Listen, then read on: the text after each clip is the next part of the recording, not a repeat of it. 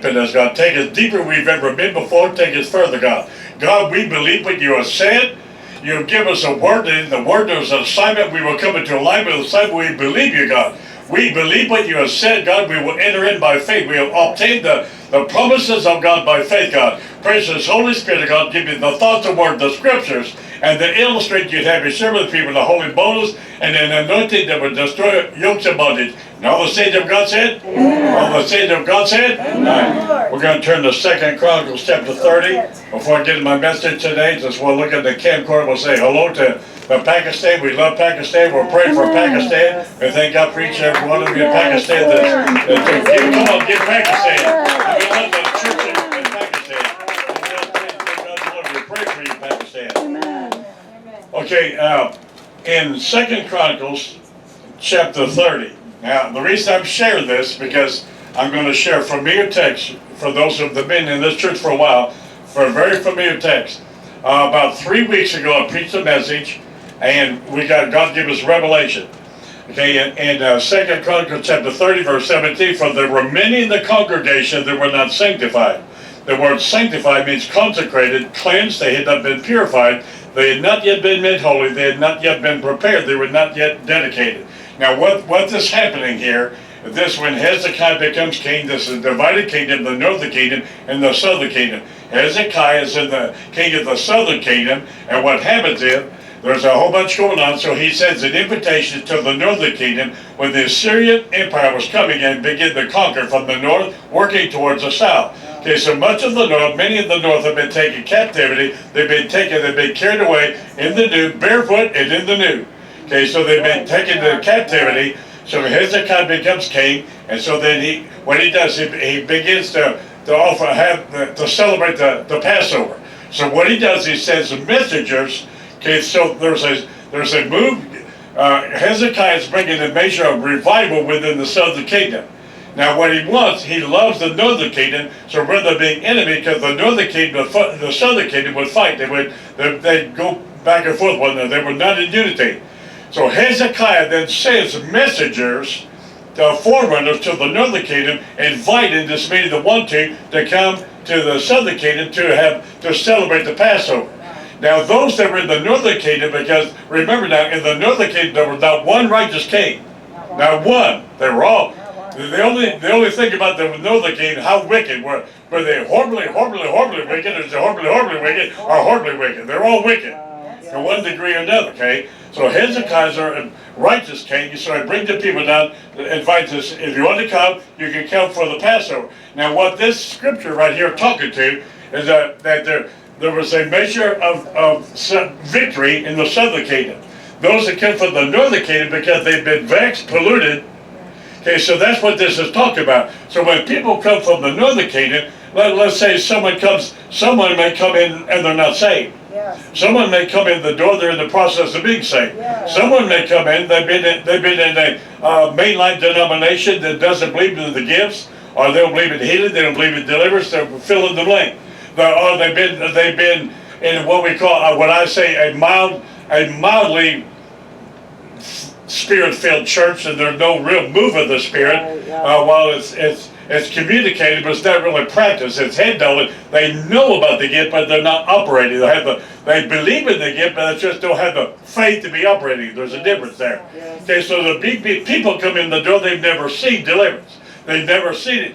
Deliverance and healing. There's certain things about the gifts of the Holy Spirit that are so spiritual that if it's not modeled in front of people on a regular basis, they don't get it. I know that for a fact because I cast out a demon in 1975. I cast out a couple of demons, and I thought, I know deliverance. I didn't have a clue. I had a clue, that's all I had. I had a speck. I had like a speck of sand in deliverance. I thought, well, I know deliverance. I saw a couple of demons come out. With me, it was like before kindergarten, then it was like kindergarten and deliverance, then it was like elementary school, then it was like junior high, then senior high, then it was like graduate degree. I went through stages in deliverance. And what happened was, because I never went to a church where it was modeled in front of me, I did not get it. I thought I knew it because I see it in the scriptures, and I heard about it. I've been involved in a couple of deliverance things, but because it was never modeled in the corporate church, I didn't understand what a major tool that this was. So the week that we are a church that I'm going to preach on deliverance, and we're going to do deliverance. My title today is, These Signs Follow Believers. These signs follow believers. Okay? Now let me illustrate this so that you understand. I'm going to give this illustration. In 2 Chronicles chapter 30, there were many of the congregation that were not yet sanctified. Now what I'm telling you is that God, I'm still in the process of sanctification. I am not fully, always 100% of the time, 100% sanctified. Neither are one or two of you. It's a process, okay? You gain ground, you lose ground, you can be around unbelievers, you can be, don't get into the condemnation because something in you, it may have come in while you were sleeping. That's right. See, things happen, and I don't always understand everything, how it happened, but I know how to get it out. Something comes in, I know how to get it out. Just 2 words. Come on. Not that complicated. Now here, so we don't get into condemnation about this, that there'll be going to be people come in, and they may have a demon of pride, they may have a demon of anger, they may have a demon of lust, whatever, fill in the blank. That's what this is talking about. People came from the northern kingdom to the southern kingdom. There are going to be people come from the world or traditional church, they don't understand the gifts that in other words, we have people run out the door. And what they said was, they talk in tongues too much. They have been taught tongues is of the devil. And God's word says, forbid not to speak in tongues. So the people do not understand.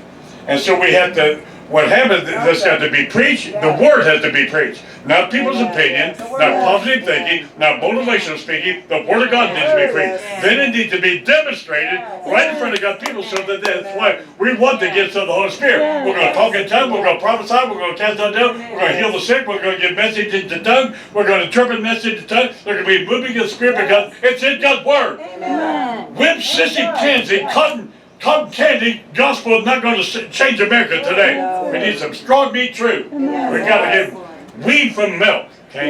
Let me get back into this, okay? For there were many that were not sanctified. I was one of them. Therefore the Levites that had the charge of the killing of the sea, remember this about the Passover. Remember the Passover when he passed over you? Because of the blood? Because of the blood? Okay, they're going to celebrate the Passover for everyone that was not clean to sanctify them unto the Lord. So if someone has a weakness, God's goal to change it to a strength. If someone's not sanctified, it's to get them sanctified. John 17:19 said, for their sakes I sanctify myself, that they might be sanctified with the truth. You'll never sanctify other people if you're not sanctified. You give good teaching, good theory, good doctrine, but it will not change other people. Because if we will not allow God to change us, how are you going to change other people? If we are resisting the Holy Spirit, how will you release the Holy Spirit to other people? When we are resisting, how can a dry well give water to? Come on, saints of God. Okay, so then they were not clean to sanctify them to the Lord, for the multitude of the people, even of Ephraim and Manasseh and Issachar and Zebulun, had not cleansed it. See, that's the one that came from the northern kingdom. They came from the northern kingdom, they came to the southern kingdom to celebrate the Passover. They had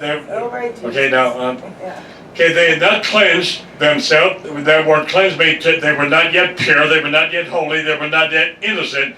They were not yet uncontaminated. That's what it means in the Hebrew. They were not yet purified. They were not yet unadulterated. They were not yet clean. And yet, so Jesus is building a church without a spot or okay, so they're coming in quite filthy. I came in with quite a few spots. Imagine how I was. The Sunday pastor when I got saved, and when he looked at what he saw, saw me. Okay, so they not cleansed themselves. Yet they were eating the Passover, or let's say when we could tell you, if they received the Holy Communion. Otherwise, it was but Hezekiah prayed for them. So we saw some of them were not sanctified. So after I preach today, I'm going to give a 2-word prayer meeting. Where will that be? Come out. Come out. And they will. Come out, wherever you are.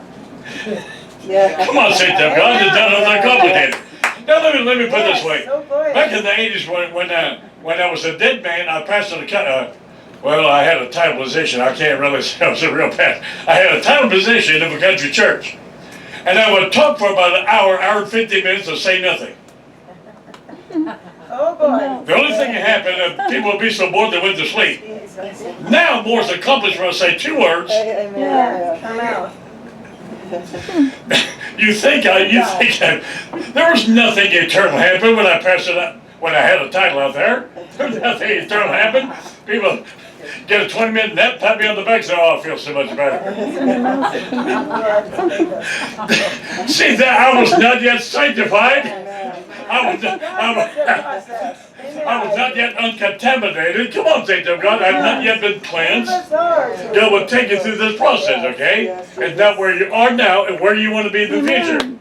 How did I get from there to where I am today? By faith, I began to believe God for myself. Let me say this. When I got into this, I began to realize, ooh, something is wrong with me. So I began to, this came to me.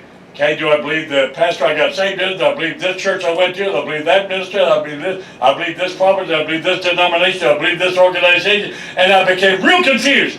Then this strange revelation came to me. Why don't I just read the Bible for myself and believe what God said? It changed my whole life. Come on, saints of God. Because see, you can curse the man that trusted man. Yes. Okay, love God. Love people, trust God. Yes. See, if you trusted people, curse the man put their trust in man, but bless the man put their trust in God. So trust God and love people, all right? All right, here we go. Hezekiah prayed for them, saying, the good Lord pardon everyone that prepares his heart to see God. So then we're going to, after the message today, we'll be given an opportunity to seek freedom. You should know the truth, and the truth shall make you Free. Now, stop and think about that. When I first got saved, I was saved. I was free from the penalty of my sin. When I was not free mentally, emotionally, in my heart, in my mind, my will, emotions, I was not free in those realms. That's where demonic stronghold. Mind, will, emotion, your heart, your sexual realm, your body, your finances. That's where Satan sets up his stronghold. Okay, so I was forgiven from my sin. I was forgiven from the penalty. I was free from the consequence. I was free from hell. Okay, let me put it that way. Okay, but I was not yet free in my mind, because in my mind and my little eyes, my beady eyes could go places where they were used to going for quite a while. Not very many have got the courage to say amen. You may act like I don't know what you're talking about. He does the work. Okay, so in verse 20, and God hearkened to Hezekiah and healed the people. Now, how many believe that for yourself today? Okay, this is the process. Okay, turn to Mark chapter 16. This is where I get my title today. Mark chapter 16, verse 17. These signs. Now, what you need to understand, this word signs, what it means is miracle. It means, in the Greek, it means miracle, the tokens, the indication, these wonders follow them that believe. Now, you've heard me say this several times recently. We talk about the water turn the wine. It's one thing to believe that Jesus turned the water to the wine. It's another thing to be the person to pray the prayer that the water be turned to wine. Yeah. We can believe that these signs will follow them that believe, but it's another thing to have the faith. We have to grow the faith that operate within them, okay? So it's one thing, what we don't want to do is just passively believe in their head. We can have good doctrine. Come on, say it to God. We can have good doctrine. You see, and say, I believe that, but not be operating. We can believe we can walk in the Spirit, not fulfill the lust of the flesh, but still be in the flesh. So we got to have the faith to transition. We can have the faith that out of my belly shall flow rivers of, we can believe that out of my belly shall flow rivers of living water, but there's nothing happening. I have to grow faith. To, Romans 12:3 says, to every man be given a measure of faith. Hebrews 2:8 says, by grace you've been saved by faith. So if you are saved, you have faith. Take that faith and you get more faith. Faith comes by hearing, and hearing by the word of God. So don't settle for knowing that and believing out of your belly shall flow rivers. But if you feel empty and dry, so we have to get out of passivity and hearing and out of the spectatorship, and we've got to become a partnership. We have to become a partner out of and into the promised land and to the fullness of the things of the Spirit. That out of your belly, when that happened to you, you'll never be the same. Even if something happened and then you fell away from it, you will never forget the river. See what happened when the river will ruin you ever going back to the thimble. You'll never be able to go back. Even if you try to go back, you'd be Yes. miserable. Yes, I certainly was. Once you taste of the river, your life would be changed. Oh, yes. And of these signs shall follow them that believe. Now we can believe. Now we have to get active. We have to move from passive believing to active. Active. It has to be. These things have to be. We have to activate. We have to grow. Yes. Faith done by hearing and hearing. So that's why you. That's why you read the scripture. That's why you quote the scripture. That's why you pray the scripture. That's why you believe the scripture. You grow in faith. Yes. So it said, you hear me say this several times, and Ephesians chapter 1, verses 2 or 3 said, I see that your faith is growing. I see that your faith is growing exceedingly, and your love for one another is abounding. See, what we do when we become a spectator, when we become passive, and not obtain, not enter in, and God was, let's see, let me say this, let me pop test here. These signs shall follow certain selected apostles. These signs shall follow certain selected, just a few prophets. No. These signs will follow a few powerful evangelists. No. These signs will follow who? Them that believe. See, do you believe? Yes, I do. Take that belief and understand by faith, believe what God has said out of your belly. See, we got to get to the place that my and your belly, out of your belly, out of my belly, out of our belly, flowing. Yes. See, there's one thing to believe with our heads, it's another thing that our hearts. See, Romans 10:9. If you confess with the mouth Jesus and you believe in your heart, see this is the heart thing. That your heart is not to be alive. Holy be the God speaking there, moved by the Holy Spirit of God. Who wants to hear head knowledge about being moved by the? I'd rather be moved by the Holy Spirit. Yes. See, we can become passive and spectators in church and things like we watch a church service like we watch a ball game or a movie. I'm sorry, I thought I was in a Pentecostal church. Did I accidentally slip into the Episcopalian church? Come on, thank you, God. That is true. Come on, this is so real. See, this is me in leadership.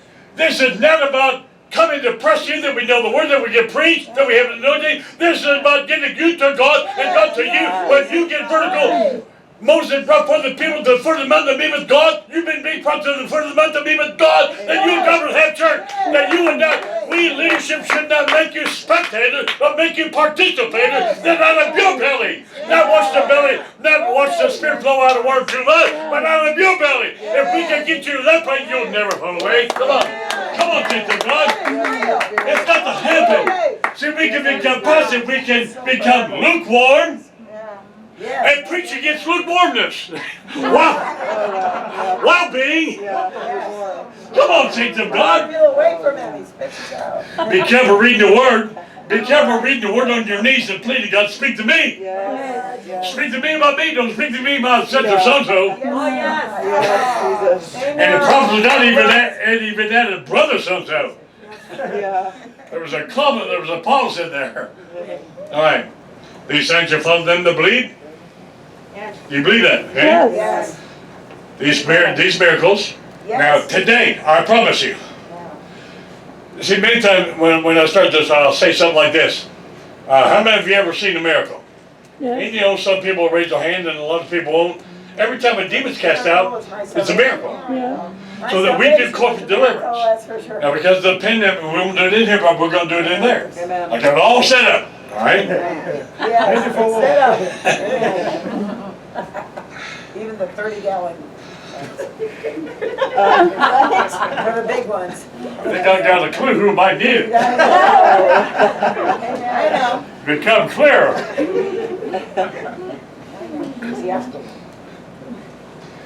These signs shall follow them that believe. In my name, now listen closely. In my name they shall cast out demons. So these miracles, every time a demon's cast out, it's a miracle. Yes. What's it say? No, the only way it's coming out through Jesus. Yes. His name. Now it can come out through confession and repentance. Yes. It can. Those two words don't have to be said. That's I've had demons lead me by confession. I get ready to pray, have my quiet time with God. Sometimes I just begin confess. I didn't rob a bank. I'm not a serial killer. I'm just in general confessing. God didn't anything, and so I'll go cough 2 or 3 times, and I know something. I know one left. I know a demon left. Amen. Okay, in my name they shall cast out devils. How many like to do that? Yes. They shall speak with new tongues. They shall take up serpents. See, the devil no longer play with you. Yeah. You take up serpents. If you drink any deadly thing, will not hurt them. So if you drink any false doctrine, That's right. it will not affect you. You shall lay hands upon the sick, and they shall recover. We shall. Now see, now you're going to hear people say, church is boring. Yeah. How can that be boring? Yeah. When it's biblical Christianity. Amen. Okay? See what I'm saying? So we got to get everybody not to a church building, we got to get them to God. See, we haven't won because we got someone in the church building. We got to get them to God, get God in them, and they got to develop that relationship with God. They got to pray, they got to read the Bible, they have to learn how to respond, they got to sing, they got to pray, they got to worship, they got to learn how to hear God's voice and obey. So I plead with God, God, give me a heart to know you and ear to hear your voice Yes, Lord. and a will to obey you. That's it. It's not enough to hear, not the hearers that are justified, it's the doers that are justified. God. Now, who wouldn't want that? Now, do you believe that for you? Yes. Okay, do you believe that for you? Okay? Yeah. Now, how are you going to get from the gifts not operating to operating? Faith. Go by faith. You're going to get there by faith. Yes. Okay, that's why you pray. Amen. That's why you read the Bible. That's why you come to church, because faith comes by hearing. So you can read the Bible and become a voice to you. Okay? Yes. All right, let's turn to my text, Mark chapter 4. Word. That's the word.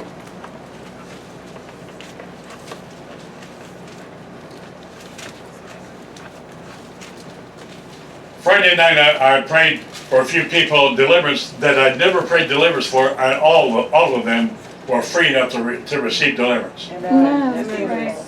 They've never, I've never prayed deliverance. They've never been in a service, like that, and they all received deliverance. And so that's the power of God. Okay, Mark chapter 4. We're going to begin at verse 35. Same day when the evening would come, Jesus said to them, let's pass over to the other side. When they sent away the multitude, they took him, even as in the ship, and there was also with him other little ships, and there rose a great storm of wind, and the waves began to beat against the ship that was now full of water, and he was in the back part of the ship, asleep upon a pillow, and they woke him and said, Master, don't you care that we're about to die? Now, Jesus here is going from one place to the other side, and that's where he's going to meet with the gathering demoniac. When you begin to leave where you are to go to be delivered or deliver other people, Satan will cause a storm. Something will be brewed against you to stop you from getting to the fullness, okay? So whether you're going to be the one delivered or the ones that go deliver other people, and Satan will cause a storm to come up, that's where you need to understand Satan communicates, and he hears voices, okay?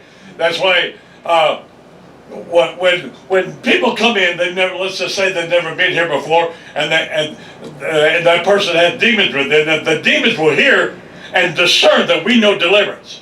And we know how to get the demon out. We can discern the demon, and we know how to get the demon out. So the demon will say to the person, leave, don't come to the church. Because what's the demon's number one goal? Okay, so that person leaves and think, I'm winning. Well, who just won? See, that didn't cause us. No. If we're going on with God, we're going to get what God has for us. Understand when a storm comes against your life, it's because you may be moving towards freedom, enlargement, increase your breakthrough. So say to you, if you're going to be the one delivering other people, or you're going to be the one delivering, or both, Amen. That's real. Amen. Oh, yes. Satan will cause a storm, a distraction, disruption. Something will happen, one way or another, okay? A whole bunch of different ways. The way Satan used to come against me when I passed out in the country, everything was fine in the beginning, and then he called that, when you're a new pastor of a new church, they call that the honeymoon period. After the honeymoon's over, Yes. and you begin to discern something, and you begin to preach about sinners. Honeymoon's over. That's for sure.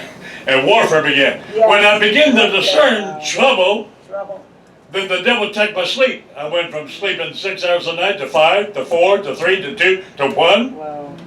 So I preached Sunday morning, Sunday night with 1 hour sleep. And I had to take back that territory. I had to fight. Amen. I had to fight and take that territory. So then I went from 1 hour of sleep on Saturday night to 2, to 3, to 4, to 5. I slept so well last night. Come on, say something, God. You had to fight. You got to take that territory. The enemy would do something with the tummy ache, a backache, toe ache, your headache, something to try to keep you from fullness. That's the storm that will come within your life, and we had to have the faith to overcome. That's how you go. That's your mountain that you got to speak to. Amen. Come on, thank God. And that's fine at the beginning. You have someone else speak to, but that person should teach you how to speak to your own mountain. Yes. Right? So then Jesus arose and he rebuked the wind, said to the sea, peace. He spoke to the sea and the wind and the storm, and peace, be still, and it stopped. Amen. So sometimes when we see a storm coming, and let's say it's coming in, it's coming in Wednesday morning, then I'll pray, slow it down, come in Tuesday. No snow on church day. Right, Yeah. He does. They do. Yeah. Amen. I just go on for how long, how many storms that we, and the wind seed, there was a great calm, and Jesus turned and said to them, where is your faith? And they said, they feared exceedingly, said, what kind of man is this, that even the wind and the sea obey him? The wind obeyed him, the sea obeyed him, but they don't always obey him. Yes. So now they get to the other side. I understand not everybody a lot of people start the journey to get to the other side, they never get there. Think of how many came out of Egypt, go to the promised land, and warmed themselves by the campfire of God in the desert, talking about a land of milk and honey, and never got that. That can happen to me. I put the fear of God within me. Yes. That can happen to me. That can happen to them. If they saw the Red Sea parted and 10 plagues, and they still never got there, that can happen to me. I want everything God has for me. Yes. Thank you, Lord.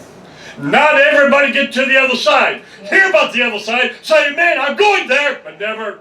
Get there. I was an expert at using self-deception. Yeah. Yes. Not very many. Yeah.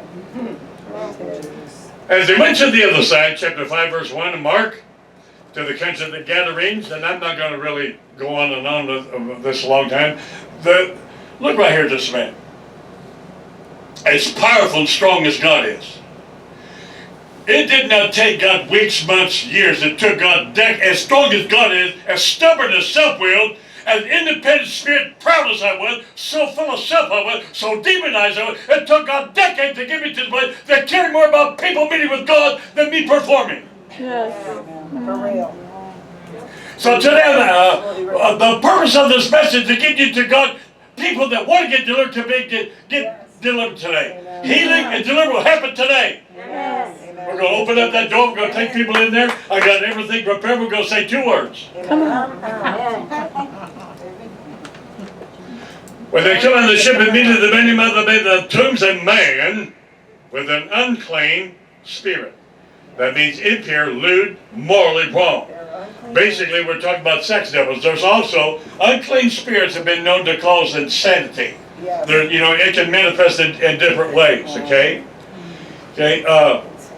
In Luke, in Luke chapter 8 tells the same story, and in verse 27 it says, "For a long time this man, he didn't even wear any clothes." Okay, here's how you know people when you really get saved. You keep your clothes on. Yeah. That's true.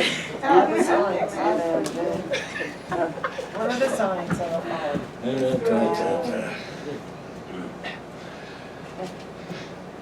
Man came out of the tombs with an unclean spirit. Can you imagine? Now this man is attracted to death. Where does he live? He chose to live in a cemetery. Yes. He's attracted to death because Jesus is all about life. Yes. See, this is how much the devil had control of him. Why do some people hang out in crack houses? Why do they hang out in porn places? Why strip joints? See, because there's an attraction, there's an addiction. That demon has taken them so over. Yeah. And I got a message come up that I was going to answer that. I can't go there today. This man is living in the cemetery. He doesn't wear any clothes. This man, no bath, no shaving, no haircut, no clothes. Can you imagine how filthy he was? Can you imagine how dirty he was? See, the reason he was dirty outwardly because demon, unclean spirits were in him. Yes. Frank Hammond tells a story about when he pastored out in Colorado in the mountains, that there was a young man that came and he hadn't had a bath in a few months and he was filthy and he had body odors just real bad, and Frank went to go deliverance upon him, and he noticed a necklace around the neck of the young man, and he asked the man about the necklace, and basically what it was a cultic necklace. And that was the legal right for the curse to be placed upon him. He had demons. So he had the young man willingly take off the necklace, confess and repent. And then the young man was sitting there, and the young man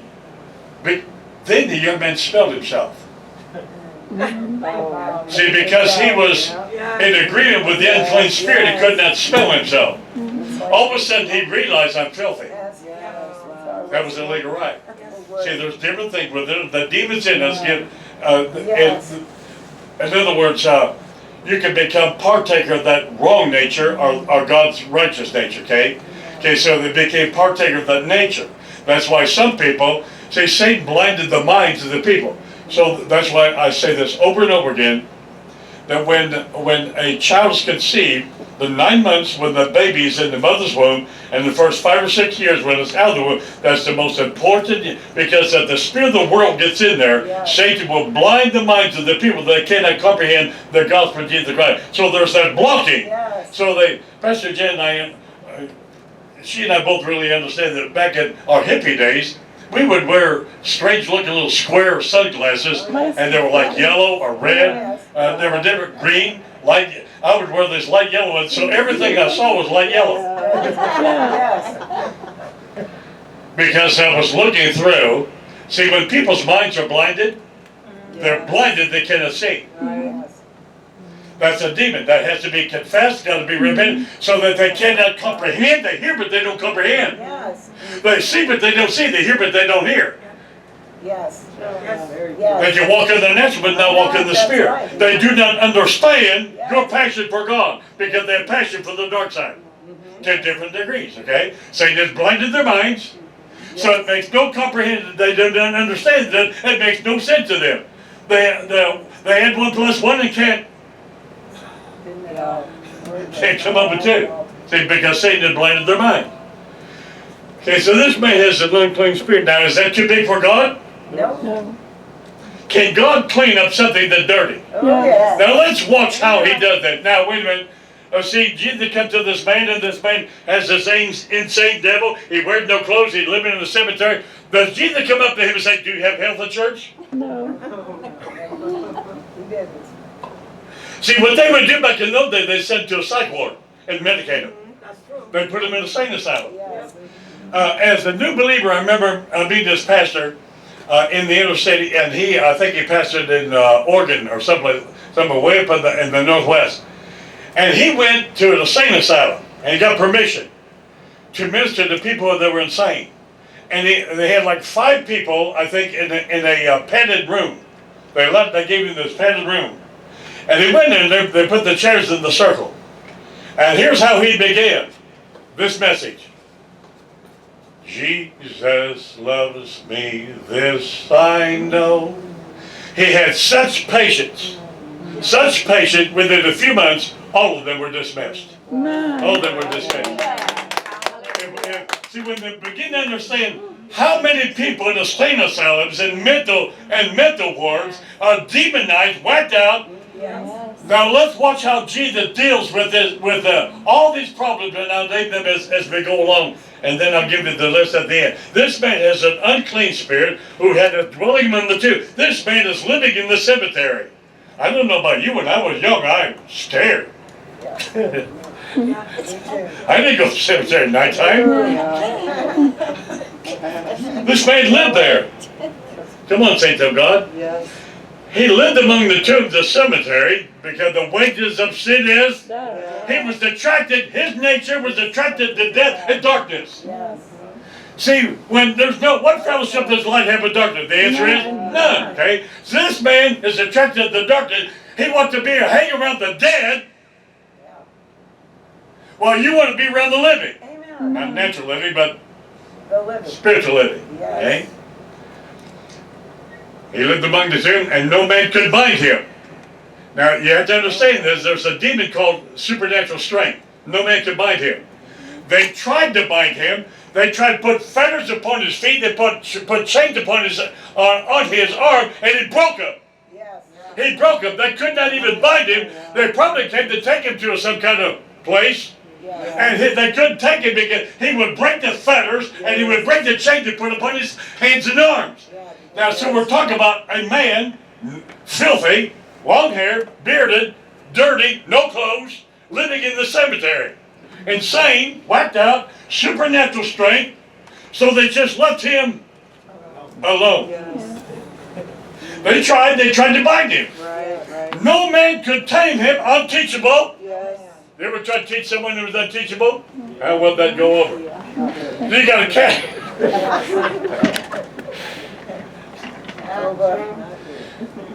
You know, I'm sitting there and I get these crazy illustrations. Have you know, in the summertime, you ever been driving down the highway and you see, I don't even know what kind of bug, but a bug comes and it hits your windshield and splatters. So what we're going to see is that this Gadarene demonic will be like a bug meet with Jesus. Who's going to win? Don't be afraid of the devil. Come on, saints of God. What chance is that bug going to destroy the car? No.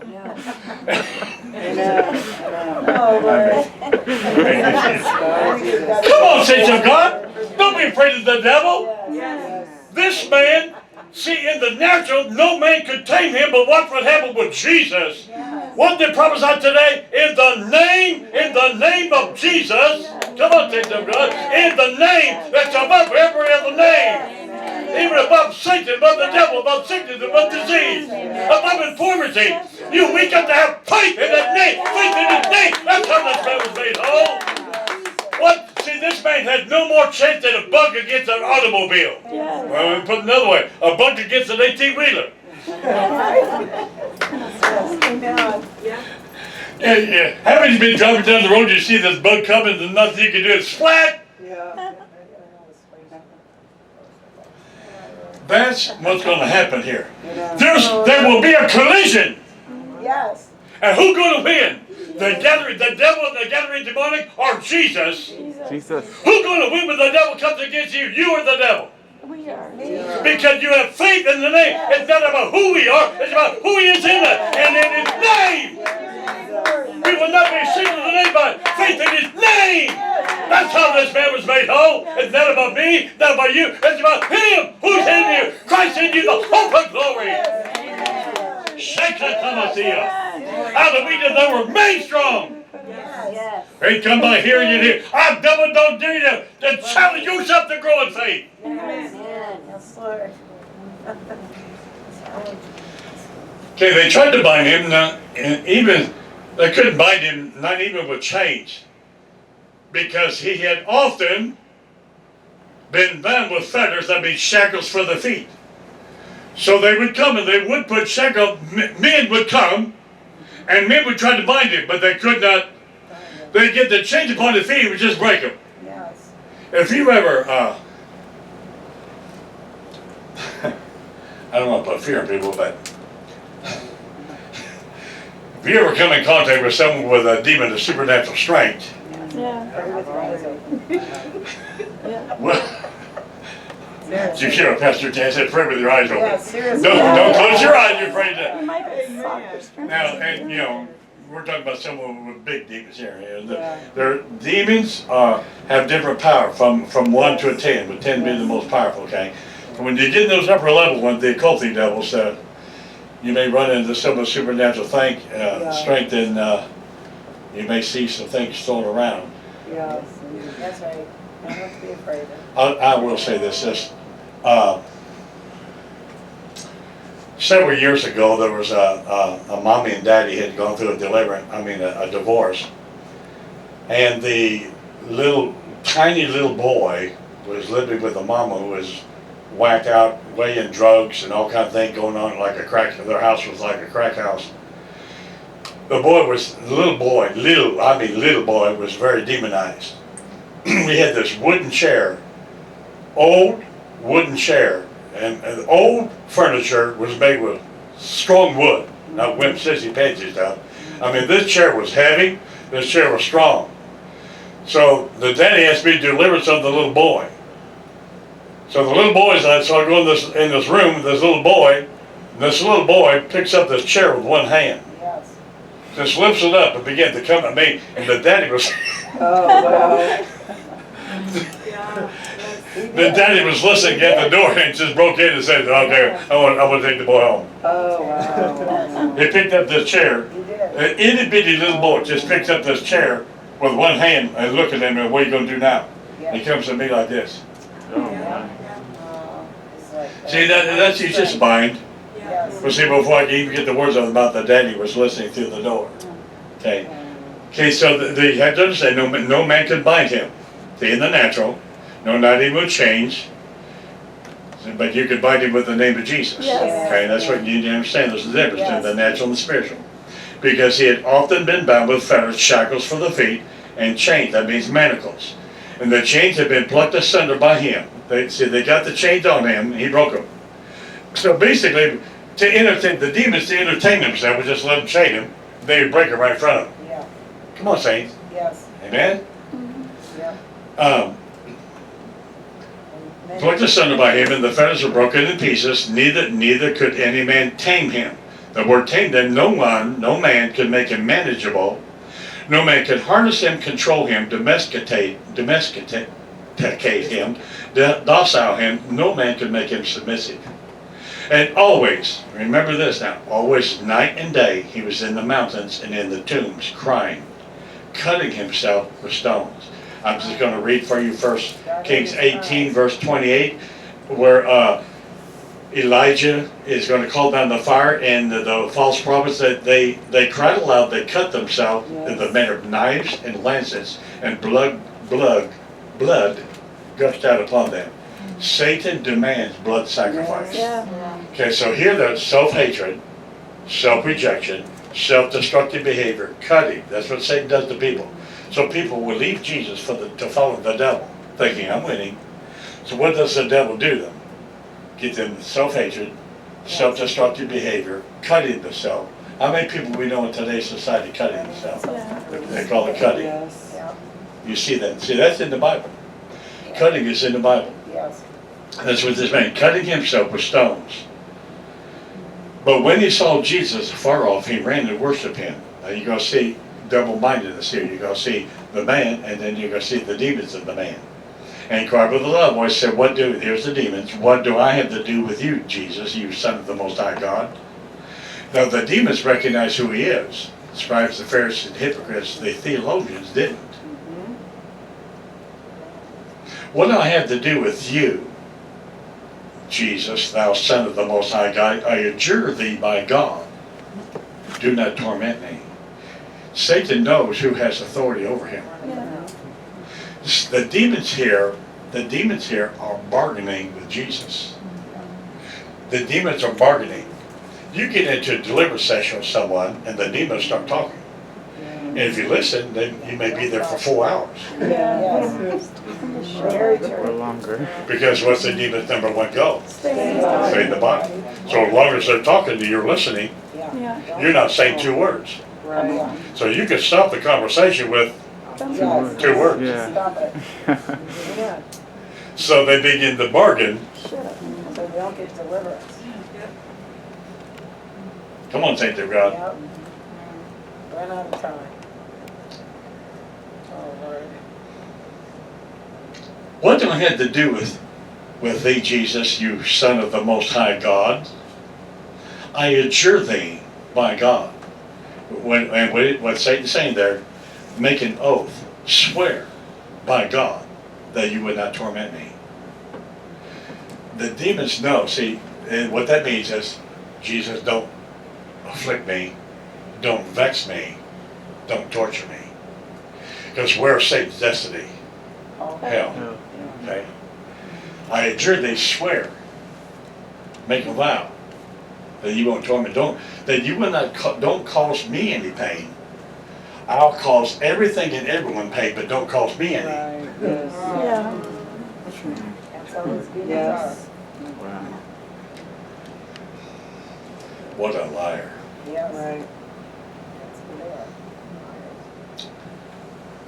For Jesus had said unto him, come out. Come out of the man, you unclean spirit. Okay, so Jesus had already given the command, so the demons know. Now, so this is, without getting into great detail here, you can pray more than once. That's Because the right. Bible said Jesus had said, Yes. come out of the man, you unclean spirit. And Jesus asked him, what is your name?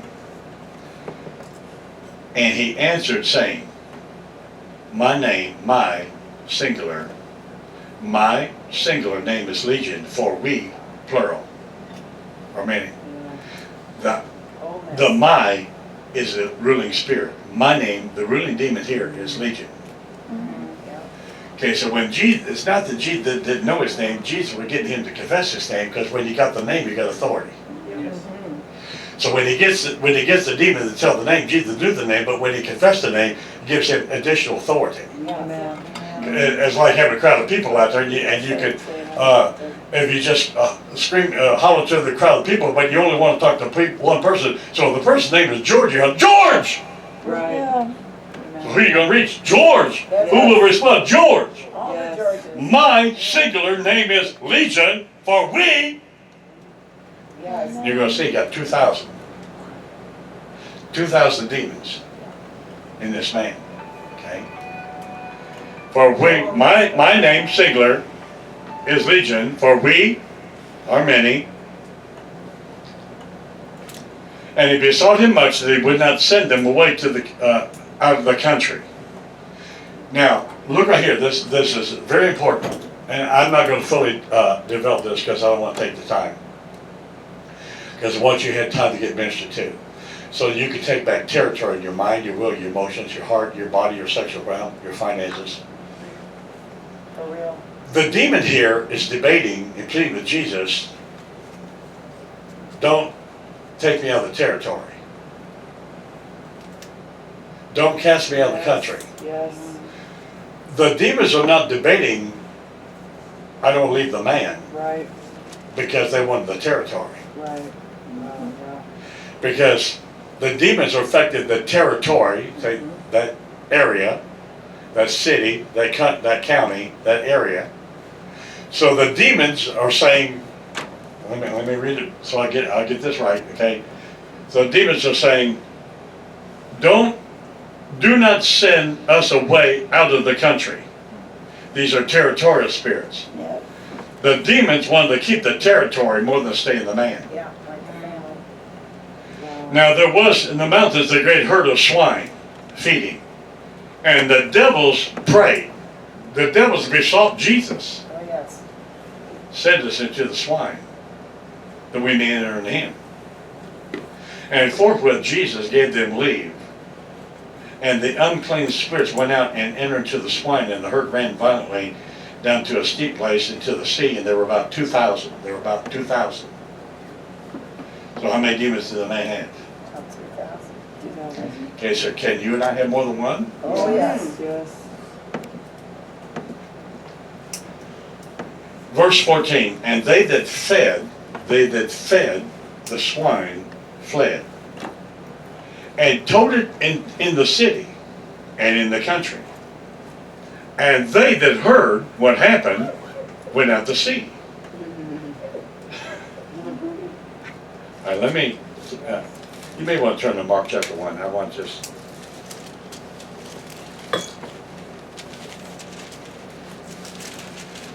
Okay, so what happens is, now, see, Satan comes up with this doctrine. Satan joined the church.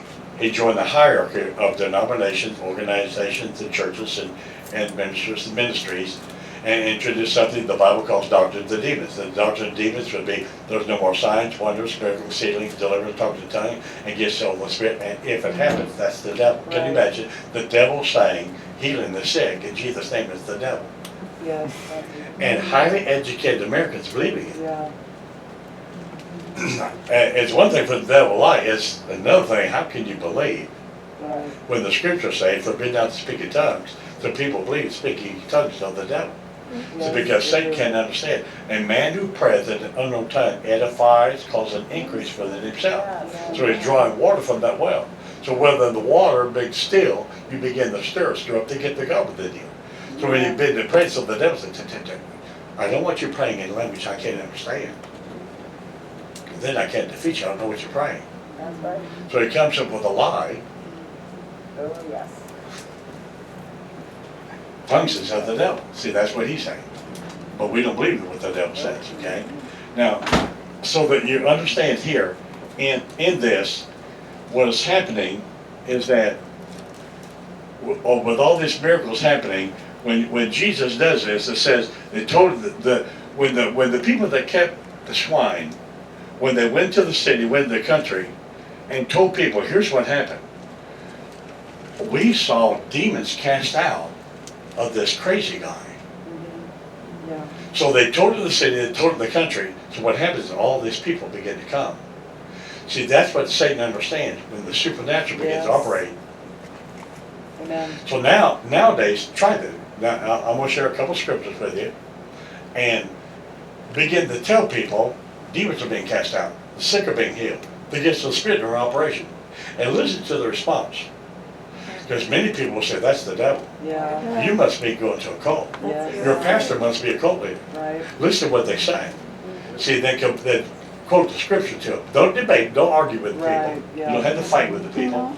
Okay, let me share just a couple scriptures with you. And remember that, verse 14 there, they went, when the people that was taking care of the swine, when the farmers saw what happened to the man, they went into the city, went to the country, they said, my God, let me tell you what happened. I saw this.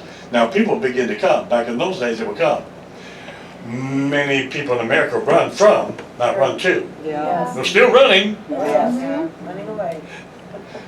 All right, I want you to see this in Mark chapter 1. In Mark chapter 1, verse 27, and they were amazed and so much the question among themselves, what Jesus had cast out a demon here in verse between 21 and 26. There was Jesus was teaching in the synagogue with a man, an unclean spirit cried out. Jesus said, "Shut up and come out! Yeah. He did. Hold your peace and come out of him." The unclean spirit told him when he cried with a loud voice, it came out of him. In verse 26 and verse 27, they were all amazed, and so much that they questioned among themselves, saying, "What kind of thing is this? What new doctrine? This is not new doctrine." No, it's not. Demons left King Saul. Yes. What thing is this? What new doctrine is this? For with authority he commands even the unclean spirit, and the demon spirits obey him? Yes. Yes. People don't believe it, No, obey it. they But don't. have you ever seen someone, how can I say this, tremble but fear of the devil? Yes. But the Bible says the demons tremble. Yes. Yeah. Yeah. When the demon says that someone knows God, Yes. someone knows their authority, the demons begin to tremble. Yes. I would get ready to pray dinner with some people, and I keep my eyes open. As they say, keep your eye. I would watch, and the demon would be fluttering in their chest. I would see their chest vibrate because the demon was trembling. Yeah. Because they knew they were going to lose their home. Yes. Yes. Praise God. Yes. Come on, Saint. Yeah, you see that. Now see, what happens is, so they're saying what new doctrine is this, with authorities commanded. They're used to the scribes and Pharisees and hypocrites. They're debating theology. Yeah. Yeah. Nobody's life but being changed. If the whole battle was, who knows the most? Yes. Yeah. It's crazy. Amen. Who's obeyed the most law? Who's the most? Right. Crazy enough. Who has their hair in the bun the tightest? Who has the clothes up around the neck? Whose dress goes all the way down to the ground, not just to the foot, not just to the shoe, but all the way down to the dirt? It's crazy. Oh, wow. What new thing is this? It's not new. There's nothing new. Even the unclean spirits obey him. I don't want an unclean spirit to be obey God to me. Yeah. Come on, saints of God. And immediately his fame spread. You think Satan doesn't know that? See, we got to begin to spread the word. You know what? Here's what America needs. We need people. We need a billion people saved. At least a billion people saved. We need to start telling people. See, if the supernatural power of God did not reign in the church, they'll find it in the occult. They'll find it in the crack house. Come on, saints of God. Yes. If they're not finding there's something God has made us to be attracted to the supernatural. If they can't find the supernatural power of God within the house of God, they'll find it in other places. Immediately his fame spread abroad throughout all the region. So the devil didn't want people to get saved. So you could just begin practicing. My God, they're casting out devils on the first level. And listen to the response. Yes. Sick are being healed. Yes. Demons are being cast out. Yes. Oh my God, they're talking in tongues. They're giving tongues interpretation. They're prophesying. Listen to the response. Invite people. Yeah. Here's what's happening. They went and told people. Yes. Yeah. Satan has worked real hard to educate the people of doctrines of demons, doctrines of tradition, to make null and void the word of God. Yes. One more thing here in Mark chapter 1, verse 32. And in evening time, when the sun did set, they brought to Jesus all that were diseased. Then they were possessed or vexed with demons. And all the city was gathered together at the door, and he healed many that were sick of various diseases, and cast out demons. Amen. And would not allow the demons to speak because they knew him. Amen. Yes. Then in the morning, he gets up early, he goes pray alone. He didn't let people's compliments puff him up in pride, lose the anointing. All right, let's go back. Very subtle. Chapter 5.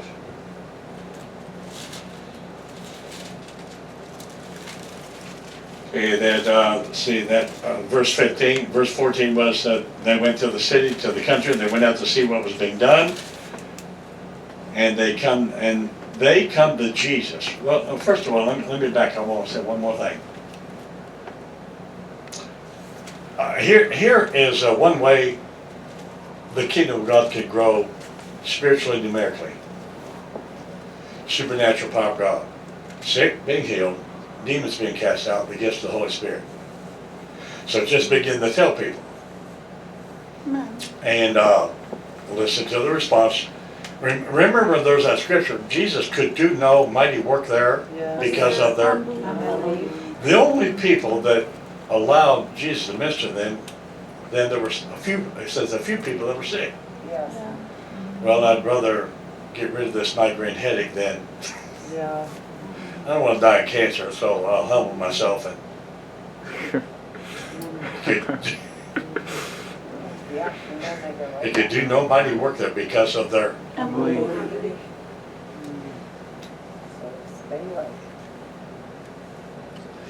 See, the devil understands. The devil's working very hard to discredit God, the church, believers, the Bible. He's working very hard to keep people from the supernatural. You know, the old time Pentecostal people used to say it's the ghost they hate the most. Yeah. They don't mind it. They picture Jesus, real nice, sweet, kind, gentle Father. You know, Father God being like Santa Claus up there. It's the ghost they hate the most. The gifts, don't go there. That's the devil down there.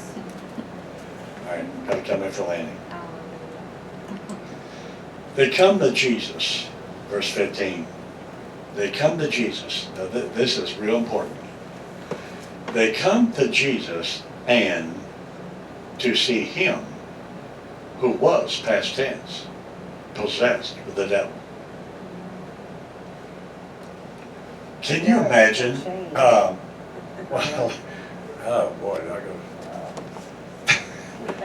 I was raised in a little bitty town of 800 people, and I told this preacher's daughter one time, I said, "Oh, Cynthia, I want you to know I'm saved now. I'm a Christian." She said, "Bill, when you got saved, everybody heard about it." So I had this rally in my little whole town of 800 people. 300 people came out and filled in the gymnasium. Because they heard. Yeah. I was so likened the gathering demoniac. Come on, saints of God. Amen. Now, see, here's a witness. They're going to know someone was really whacked out, in or on whatever. Yeah. And when they know that person's life was changed, Yes, Yeah. for real. they came to see Jesus, and Lazarus. The one that was changed. the gathering demonic who wore no clothes, who was insane, lived in the cemetery, didn't have a bath. Now saved, healed, delivered. Oh, The demons in the gathering demonic had no more chance than the bug against the 18-wheeler. Amen. Come on, saints. look. Amen. I'm going to come in for a conclusion here just a little bit.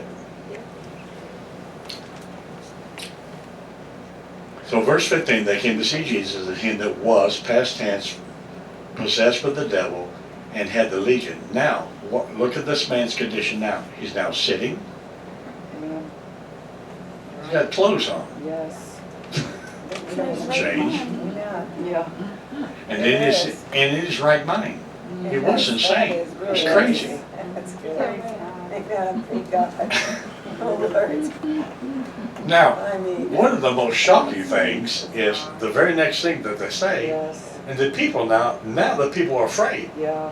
I wouldn't have been afraid when he was crazy, Right. and breaking chains, Yeah. and living in the cemetery, no clothes on, no bath, Right. no haircut, no Lots shit. of friends. Yes. I would have been afraid that Yeah. I wouldn't have wanted to went out that cemetery at night time. Yeah. Come on. So now he's sitting, Yes.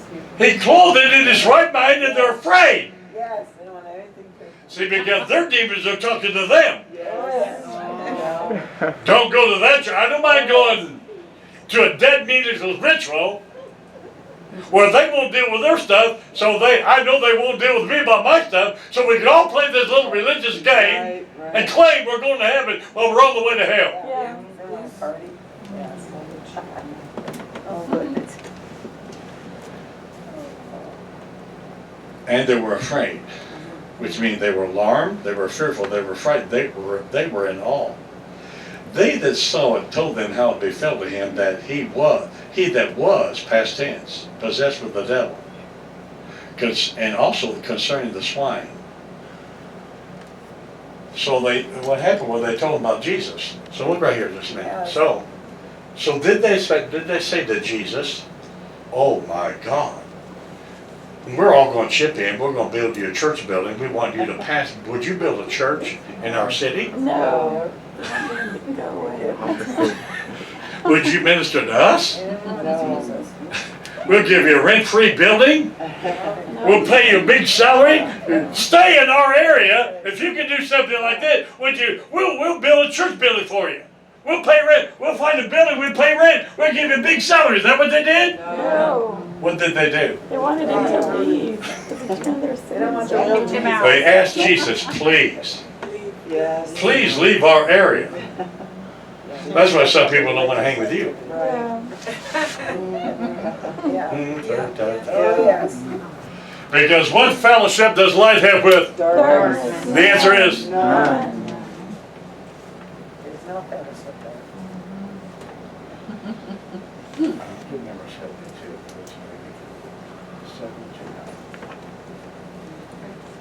We'll come in from there and we'll play just one song. And we'll wait on the gifts briefly. And then I'm gonna pray for the sick and oppressed in there. Okay, I'm gonna take you in the fellowship hall. I want to respect people that, that are concerned about the coughing. Let me come in for landing here. They asked Jesus to depart from their coast. It says in Luke 6:22, "Blessed are you when men shall separate themselves from you." Yeah. Please, Jesus, please leave our area. And when Jesus would come to the ship, he that had been the gathering demonic, the formerly crazy guy. Look right here just a minute. Jesus. What's in your life right now? I got some issues, plural. Yeah. So that one is you. What is in your life right now? I would reckon that it's not as bad as this guy's condition. Yes. Did Jesus, through the power of God, change the Gadarene demoniac? Yes.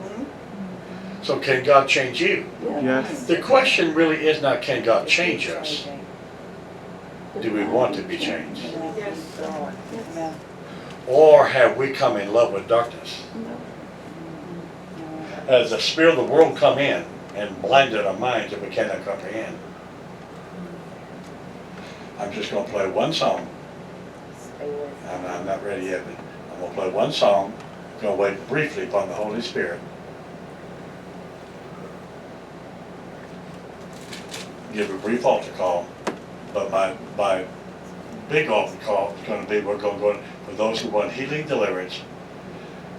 I'm going to pray like Jesus prayed for the gathering demonic, and people's lives are going to be changed. Amen. I'm not going to take time to give illustrations. I'll do that in the days to come.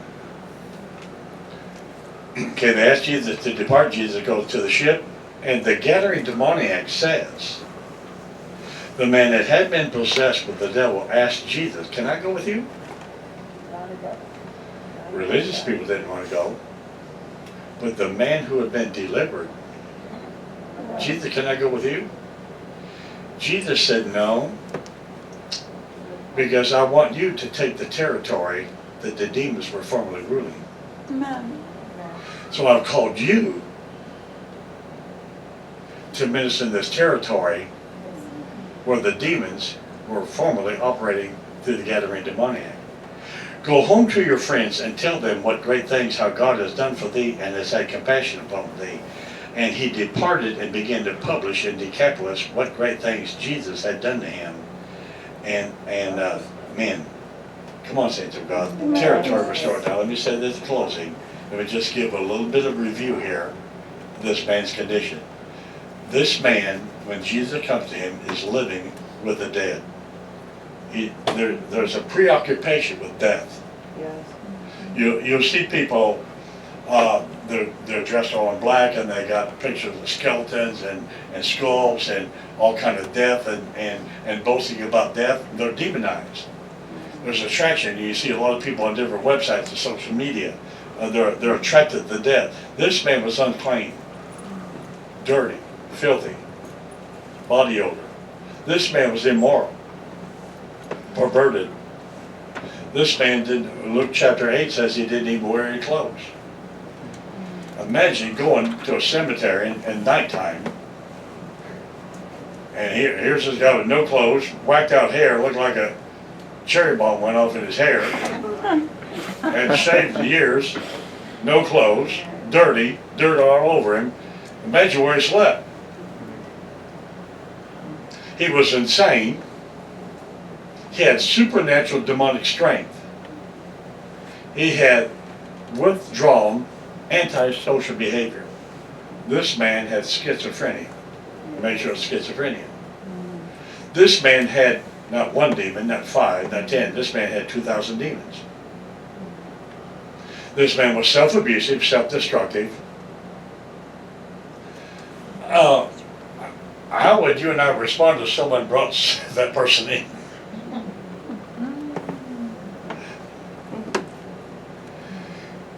See, the devil will mock the church many times.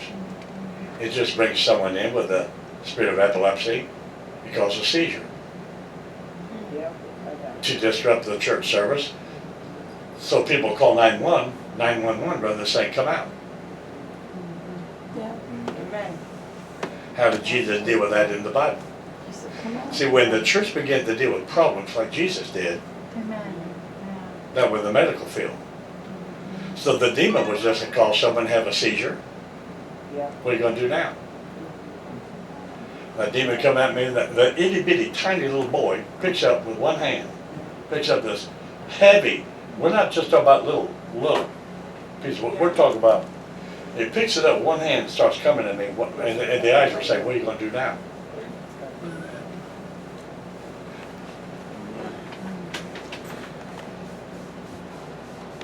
This man was tormented. If we were to be honest, there are people all over America, all over planet Earth that come to church and they're tormented. Yeah. And are told God loves you, they leave being still being tormented. Yes. This man had an unteachable spirit that no man could tame him. Now, I wonder how this man's finances work. Yeah. Think he had a career job? No. Would you like to walk in Quick Trip and have him wait upon you? Oh, my. Poverty, dirty, filthy, schizophrenic personality. Part of him, he ran to Jesus to worship, but then the demons begin to manifest, and the demons talking through him. How many believe that God can change you? Yes. Say this, Bubba.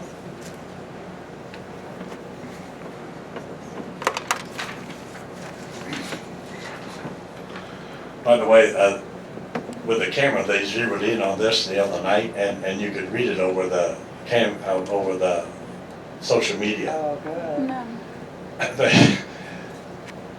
So mentally, physically, mentally, physically, spiritually, financially, sexually, emotionally, maritally, ministerially, morally, socially, job skills, parenting skills, education, family, heal broken relationships and get you out of a relationship you're not supposed to be in, heal your broken heart, and deal with our stubborn self-will. Amen. See, what we're talking about is years of growth. Awesome. See, here's what I'm saying.